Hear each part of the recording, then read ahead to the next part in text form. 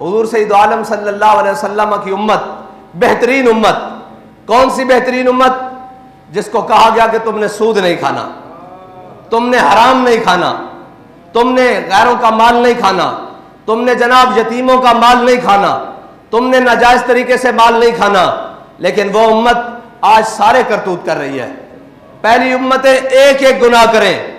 कोई हफ्ते वाले दिन मछलियां किसी के लिए ममानत आए तो वो हफ्ते वाले दिन मछलियां पकड़ें, अल्लाह उन पर अजाब भेज दे। किसी की मुझे ये बताएं कि आज जिधर जाओ, इस तरह शहर की जिस तरफ निकल जाओ, वहां बड़े बड़े पोश इलाके हैं, बड़े बड़े जनाब सोसाइटियां हैं और बड़ी बड़ी दीवारें हैं और बड़ी बड़ी उनकी चेक पोस्टें हैं। अंदर दाखिल होने से पहले अपनी शनाख्त करवाई जाए।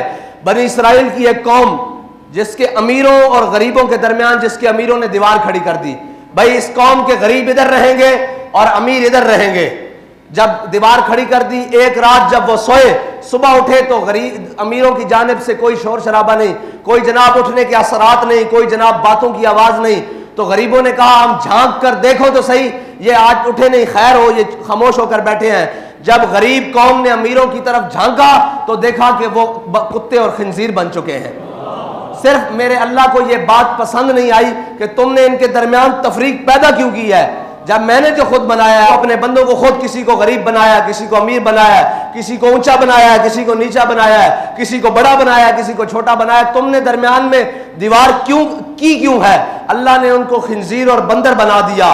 लेकिन ये आज हर तरफ यही तमाशा है। बनी इसराइल वाले कौम वाले सारे गुनाह, वो मौलवी हो उनमें भी मौजूद है जी, वो पीर हो उनमें भी मौजूद, वो मशाइख हो उनमें भी मौजूद, वो अवाम हो उनमें भी मौजूद, वो सियासतदान हो, वो कोई भी तबका है फिक्र से ताल्लुक रखने वाले लोग हो, उनके अंदर वो सारे गुनाह मौजूद हो।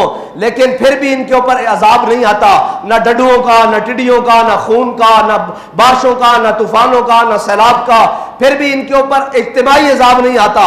तो इसकी वजह क्या है? आला हज़रत फरमाते हैं ताए अरब जिलाए करब फ्यूज अजब बगैर तलब, ये रहमत रब है किसके सबब, बेरब्बे जहां तुम्हारे लिए।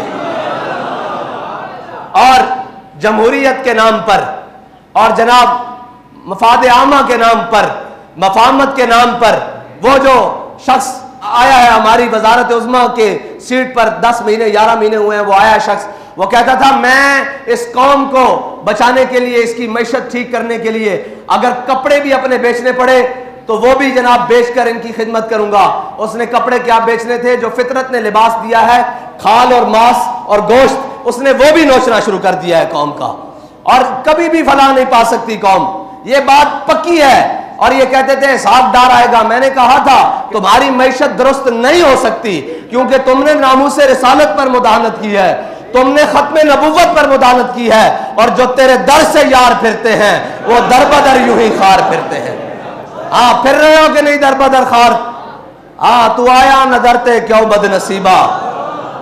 हाँ, तुसी आ जाते तुहाडे कोल मौका सी। बाबा जी फरमाते जिंदगी च एक वेला आए आंदा कि बंदे नूं या इधर दा फैसला करना पैंदा या इधर दा फैसला करना पैंदा। काश के तुसी सारे रसूलुल्लाह दे दर दा फैसला कर लेंदे। आज तक तुहानू सारे कह रहे हैं तुसी डिफॉल्ट भी हो चुके हो, तुसी जनाब मंगते भी हो, तुहाडे कोल मुल्क भी नहीं चल रहा। कहने जी आप कहते हैं जनाब सूद को खत्म करने वाली बात, और आप कहते हैं जनाब ये कोई ठीक बात है कि जनाब आप कहते हैं हम सूद नहीं देंगे। मैंने कहा ये ठीक है कि दुनिया के आगे झोलियां फैलाकर फिरो, और ये ठीक है कि दुनिया के आगे दामन फैलाकर फिरो, और तुम इमदाद देने जाओ और अगले दरवाजे बंद करने कहीं लेने ना आ जाए, और तुम दुनिया को इमदाद देने की बजाय ये बयान दो कि हम 6 महीने तक इनसे इमदाद लेंगे नहीं। डूब मरने का मकाम है तुम्हारे लिए। और पूरी कौम इसके साथ बिल्कुल जनाब खड़े हैं जी, हम जमहूरियत के साथ खड़े हैं। और भाई जमहूरियत जब सारे गरीब मार देगी तब जमहूरियत से जान छुड़ाई जाएगी। आओ आज भी हुजूर के दीन की तरफ, आज भी इन अयाशों की बदमाशियां बंद करो। और हमने कहा था तेल की कीमतों में इजाफा, तो आज हम प्रेस कॉन्फ्रेंस करने लगे हैं। हमने पता है सबसे आखिर में क्यों ऐलान करना है, उसकी एक वजह है। उसकी एक वजह है कि हम इंतजार कर रहे थे, हो सकता है जिनको आजादी की जंग लड़ने का शौक चढ़ा हुआ था वो कुछ कर ले कौम के लिए, कुछ बोल ही पड़े अपने इख्तिदार की हिर्स के अलावा कि यार इस कौम को मारना है तुमने।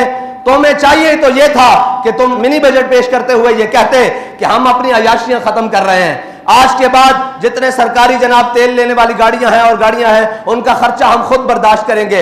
आज के बाद जितने भी हमारे असासे हैं, आधे हम वो कौमी खजाने में जमा करवाते हैं। लेकिन उन्होंने आसान हल ढूंढा हुआ है। उनको पता है कि हम लित्र बढ़ा दें और बंदे बढ़ा दें, कौम खाने के लिए तैयार है जी, कौम खाने के लिए तैयार है। उन्होंने आसानी से तेल की कीमतों में इजाफा किया, बिजली की कीमतों में इजाफा किया और गैस की कीमतों में इजाफा करके सुकून से फिर क्या करते हैं, फिर तमाशे करते हैं कौम के साथ। फिर एक आधी ऑडियो लीक करते हैं, फिर एक आधी वीडियो लीक करते हैं और कौम को कहते हैं आप इस तरफ लग जाएं। हम अपने जनाब नशा इक़्तिदार में मस्त रहे, लेकिन हम ये इंतजार कर रहे थे हो सकता है ये जनाब जो आजादी की जंग लेने चढ़े थे इनको शौक चढ़ जाए, या वो कराची से खैबर तक कोई भी जनाब जमात हो जिनको नवाजा जा रहा है या नवाजने के लिए तैयार है, जनाब जो बूट पॉलिश करने के लिए पहले नंबर पर सफों में खड़े हैं, हो सकता है उनको कौम का ख्याल आ जाए। लेकिन हमने देखा जिन्होंने आजादी की जंग लड़नी थी वो खुद जेलों में जा रहे हैं और जेलों में जाने के लिए बहाने ढूंढ रहे हैं।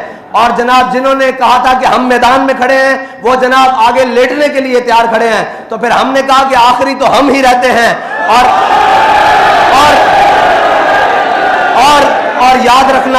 और याद रखना कौम की पनाह आखिरी हुजूर का दीन ही है। ये जहां मर्जी फिर ले, आखिर वो दीन ही है जो इनको बचा सकता है, और वो दीन ही है जो जात से भी मुराद खत्म करता है, हजरत उमर बिन अब्दुल अजीज की तरह। रिश्तेदारों से भी खत्म करता है, ताल्लुकदारों से भी खत्म करता है, दोस्तों से भी खत्म करता है और करीबी रफीकों से भी सारी चीजें खत्म करके कौम के खजाने में जमा करवाता है। और जनाब इनको नशा इक़्तिदार ने मस्त किया हुआ है। लेकिन ये याद रखना, तुम कौम के जनाब हर चीज लूट चुके हो, लेकिन अब कौम, मैं आप सबसे भी कहता हूं जाएं और जाकर कहें। वो कहते थे कि जनाब मौलवियों ने रोड बंद कर, अभी भी कई बकवास करेंगे कि जनाब इन मौलवियों को क्या जरूरत पड़ी थी, ये ऐसी बात करें ऐसी बात करें। बहरहाल उनसे तो हमें गर्ज नहीं, कम से कम आप कौम के पास जाएं और उसे कहें आप किस चीज का इंतजार कर रहे हैं। कि अभी हमारी शुनीद ये है कि जनाब बैनुल अक़वामी एजेंसियां और बैनुल अक़वामी इदारे आ रहे हैं हमारे एटमी प्लांट का विजिट करने के लिए, तो फिर इसके बाद हमारे पास बचा क्या है? मेरे आका और मौला सल्लल्लाहु, भाई कुछ भी ना हो, गैरत तो अंदर मौजूद हो। मेरे आका और मौला सल्लल्लाहु अलैहि वसल्लम की हयात मुबारका हमारे लिए मिशन रहा है। हुजूर सैयद आलम सल्लल्लाहु अलैहि वसल्लम जब ज़ाहिरी दुनिया से तशरीफ लेकर गए तो यहूदी के यहाँ आपकी ज़ेरा जो है वो रहन पड़ी थी, लेकिन आपके घर में 9 तलवारें लटक रही थी। हाँ, ये तो हमारा, लोग कहते हैं फिर जनाब ये डिफेंस। मैंने कहा भाई बात सुनो, हम भूखे भी रह लेंगे, हम सारी बातें कर लेंगे, लेकिन अपनी गैरत के ऊपर सौदा नहीं करेंगे। हाँ, कल को ये बात जनाब बैनुल अक़वामी इदारे आकर कहें कि जनाब इसको भी बैक रोल करो और इसकी जनाब तादाद को कम कर दो, उन्हें कह दो भाई हम भूखे रह सकते हैं, इसकी तादाद बढ़ाई तो जा सकती है, कम नहीं की जा सकती। लेकिन मैं आपको ये बात बता दूं कि जिनके हाथों में आपके मुल्क और रियासत का इक़्तिदार है, वो बढ़ाने की क्या बात, वो तो इसको खत्म करने पर तुले हुए हैं। लेकिन ये इस पाकिस्तान ने बाकी रहना है तासुबह क़यामत, और इस पाकिस्तान ने इस्लाम का कला बनना है। लेकिन लगता है उसके आसार अल्लाह ताला अपनी हिकमतों से, अपने जनाब राजों में से और अपनी तदबीरों से इंशाअल्लाह जल्दी ला रहा है। अब आपकी जिम्मेदारी बनती है, आप कौम के पास जाएं और उन्हें कहें कि तहरीक लब्बैक जो भी फैसला करे आपको उसके साथ खड़ा होना होगा। आप तो खड़े हैं ना, आपका काम है कौम से भी जाकर कहें कि वो जनाब कोई नूनिया है, कोई जनाब वो जनाब पीटीआई वाला है, या कोई जनाब जो भी जिस जमात से ताल्लुक रखता है, उसे कहो भाई सारी बातें बाद में, ये मुल्क बचेगा तो तब हम बचेंगे ना। इस मुल्क को जिस नाम पर हासिल किया है वो मुल्क रहेगा तो फिर आगे चल सकेंगे ना। तुम्हारी ये, मैं ताजरों से कहता हूं मेरे आका मौला, अभी रमजान शरीफ आ रहा है, उसके लिए भी इंशाल्लाह हमने एक जनाब प्लान तरतीब दिया हुआ है और इंशाल्लाह बड़ा बेहतरीन होगा। बहरहाल मेरे आका मौला सल्लल्लाहु अलैहि वसल्लम ने फरमाया हक गो यानी सच बोलने वाला ताजिर और जनाब अमानतदार ताजिर क़यामत वाले दिन शहीदों और सिद्दीकों के साथ उठाया जाएगा। लेकिन सच बोलने वाला ताजिर और जनाब अमानतदार ताजिर, लेकिन यहां क्या होगा, अभी जनाब आएगा रमजान तो कीमतें 3 गुना बढ़ा दी जाएंगी। फिर उन पैसों से जनाब जनाब उम्रे पर जाया जाएगा और हुजूर की बारगाह में सामने खड़े होकर कहा जाएगा, या रसूलुल्लाह मैं आ गया। उन आका मौला सल्लल्लाहु अलैहि वसल्लम के सामने जाओगे, उस नबी के उम्मती जिसके आका मौला सल्लल्लाहु अलैहि वसल्लम ने फरमाया, मन गश्शना फलैसा मिन्ना, जिसने मिलावट की वो हमारे में से नहीं, जिसने जखीरा अंदोजी की वो हमारे में से नहीं, और जिसने कौम को धोखा देकर माल बेचा वो भी हमारे में से नहीं। यार बताओ, उन पैसों से जाकर तुम हुजूर की बारगाह में पेश होते हो, ना खौफे खुदा न शर्म नबी, और ये भी नहीं और वो भी नहीं। आओ हुजूर के दीन की तरफ, और आप सब ने भी तैयार रहना है। मैं पूरी पाकिस्तानी कौम से कहता हूं, आप सब ने भी तैयार रहना है, और शुक्र करो कोई बोलने वाला है, वरना इन्होंने तो तुम्हें जनाब गरीब को तो पहुंचाई उस नहज पर दिया है कि जनाब गरीब का पेट्रोल 300 रुपए हो जाए, वो गरीब ये सोचते हुए मर जाता है कि मुझे पैसे मिल भी गए तो मैं लाइन में लगकर डलवाऊंगा कैसे, फिर इसकी बचत कैसे करूंगा। और हमने तो नुस्खा पहले बता दिया हुआ है। इंशाअल्लाह अभी आपके साथ मैदान में बात होगी कि आपने बदमाशी करते हुए बढ़ाया कैसे है।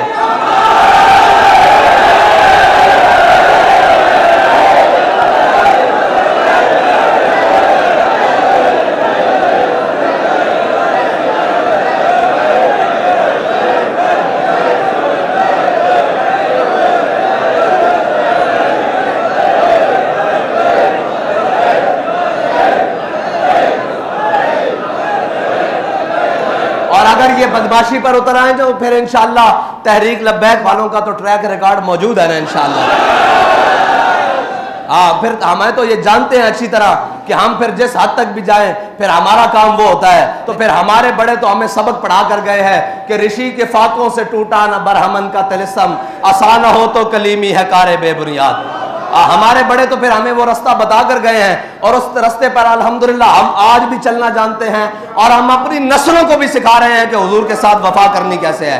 और ये सिर्फ पाकिस्तान का मसला, सिर्फ महंगाई का नहीं है अल्लाह के बंदो, ये पाकिस्तान की बका का मसला है। वरना पेट्रोल पहले भी महंगे होते रहे हैं और सारी चीजें, हम इसलिए खामोश थे चलो यार इकोनॉमी चलने दो। आज जनाब पाकिस्तान का कर्जा 51,000 अरब रुपए हो गया है, 51,000 अरब रुपए। पिछले एक साल में 23% कर्जे में इजाफा हुआ है। पिछले साल जो था वो पाकिस्तान का तकरीबन कर्जा 41,500 अरब रुपए था, यानी 41,557 या 550 या 55 इतने अरब रुपए था। आज जनाब 50,996 अरब रुपया है आज के दिन में, ये कौम को पहुंचा दिया है। और जो महंगाई की सूरत है वो 12.3% पे थी, अब 25.3 में। बहरहाल जितने भी आंकड़े लाए जाए भाई, जितने भी आदादो शुमार किए जाएं, सारी मुल्क भी बैठकर आदादो शुमार करे, गरीब को रोटी मिल रही है तो तुम्हारे आदादो शुमार ठीक है, अगर उसके दरवाजे तक नहीं पहुंच रही तो फिर तुम जितने भी आंकड़े मिलाओ वो सारे गलत है, वो सारे गलत है। उसको जिस तरह मर्जी जहां से मर्जी लेकर आओ वो सब कुछ गलत है। और चाहिए तो यह था कि अपने प्रोटोकॉल और अपनी अयाशियां और बदमाशियां खत्म करते हैं, लेकिन कहां प्रोटोकॉल खत्म करते। अपनी भतीजी को, हम तो खवातीन का नाम नहीं लेते, लेकिन इस वक्त के वजीर आजम ने अपनी भतीजी को जनाब डिप्टी प्राइम मिनिस्टर जितना प्रोटोकॉल दिया हुआ है। क्या खिदमत है उसकी कौम के लिए, क्या खिदमत है उसकी कौम के लिए। फिर वो जनाब सिंध का डाकू, उसका बेटा वो वजीर खारजा बना है, और उसका वजीर खारजा बनने से पहले और अब तक प्रोटोकॉल डबल हो चुके हैं। ये कौम जो जनाब, और कौम का भी कोई हाल नहीं, एक जनाब वो दुकानें खोले, कोई नई ब्रांड खोले तो जनाब लाखों और करोड़ों रुपए उनकी सेल हो जाती है। कैसे हो जाती है? खुदा का खौफ करो, अल्लाह के अजाब से डरो। अल्लाह ताला जब, मेरी बात सुनो, जब कौमें और कौम के जिम्मेदारान बदफितरती पे उतर आते हैं ना, और उनको किसी चीज की परवाह नहीं होने लगती, फिर अल्लाह ताला जिल्लत उन कौमों का मुकद्दर लिख देता है। हाँ, फिर याद रखना, फिर अल्लाह ताला, हाँ अल्लाह के निश्तर हैं, तैमूर हो या चंगेज। अब्बासियों की जनाब खिलाफत ऐसे नहीं टूटी थी, उनकी अपनी हरकतें भी ऐसे थी। हाँ, वो सोने और चांदी के जनाब बर्तनों में खाने शुरू हो गए थे, और उनके गरीब जनाब दरवाजे पर जनाब भूखे प्यासे बिलखते मर जाते थे, उनके सिपाहियों की तनख्वाहें पूरी नहीं होती थी। याद रखना, जो कौमें इस नहज पर उतर आए फिर उन कौमों का निशान बाकी नहीं रहता। यहाँ तैमूरी और चंगेजी सारे मिट गए और सब मिट जाएंगे, लेकिन याद रखना अगर अपना नाम बाकी रखना है और अपना तशख्खुस बाकी रखना है तो फिर किफायत शारी अपनानी होगी, फिर कौम बनकर रहना होगा। ये भेड़ चाल नहीं, हर कोई अपना अपना सोच रहा है। मेरे आका मौला सल्लल्लाहु अलैहि वसल्लम का दीन ही है जो जनाब इसार भी सिखाता है, मोहब्बत भी सिखाता है और लोगों पर खर्च करना भी सिखाता है। वरना बाकी दौलत तो जनाब या फिरौनियत सिखाती है, या कारूनियत सिखाती है, या चंगेजियत सिखाती है। अल्लाह ताला हमें हुजूर के दीन के साथ मुखलिस होने की तौफीक अता फरमाए।